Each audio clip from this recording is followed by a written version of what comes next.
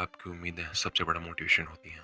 जब एक गरीब पिता धूप में काम करता है या माँ अपने गहने गिरवी रखकर फीस देती है, तो वो सिर्फ पैसे नहीं, अपने सपने आपको सौंपती है। हम जो पढ़ाई कर रहे हैं उसमें हमारे माता पिता की उम्मीदें जुड़ी हुई हैं, उनका त्याग और उनकी नींदें शामिल होती हैं। सोचो, जब हम थक जाते हैं तब हमारे माँ बाप आराम नहीं करते, तो क्या हम उनके लिए थोड़ी मेहनत नहीं कर सकते? बहुत से छात्र ऐसे होते हैं जो चुपचाप बिना किसी मदद के रातों को जाग जाग कर पढ़ाई करते हैं।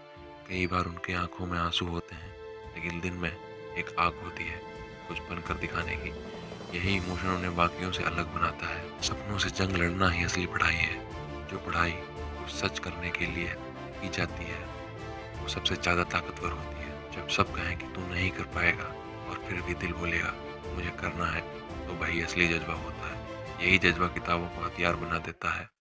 कई बार रिजल्ट खराब आता है, नंबर कम आते हैं, पर जब वजह मजबूत होती है तो हमें दोबारा खड़े होना पड़ता है।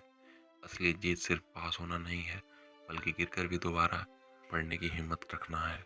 कलाम सर ने भी कहा था कि सपने वो नहीं जो नींद में आते हैं, सपने वो हैं जो आपको नींद नहीं आने देते। जब पढ़ाई इमोशनल हो जाती है तो वो सिर्फ एक डिग्री नहीं, जिंदगी की दिशा बन जाती है। ये एक संघर्ष है मेरे दोस्तों, एक संघर्ष अपने भविष्य के लिए, अपने माँ बाप के लिए, अपने माँ बाप के चेहरे की मुस्कान के लिए, अपने गांव के लिए, अपने देश के लिए। जब पढ़ाई में जज्बात जुड़ जाते हैं तो ताकत बन जाती है। पढ़ो, मगर सिर्फ दिमाग से नहीं, दिल से, आत्मा से और अपने सपनों से।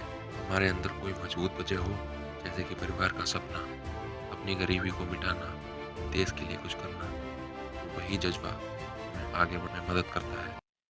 बिना भाव की पढ़ाई बोझ लगती है, लेकिन इमोशनल के साथ पढ़ाई करना एक मिशन बन जाता है। जो चीज़ दिल से की जाती है वे याद भी रहती है और समझ भी आती है।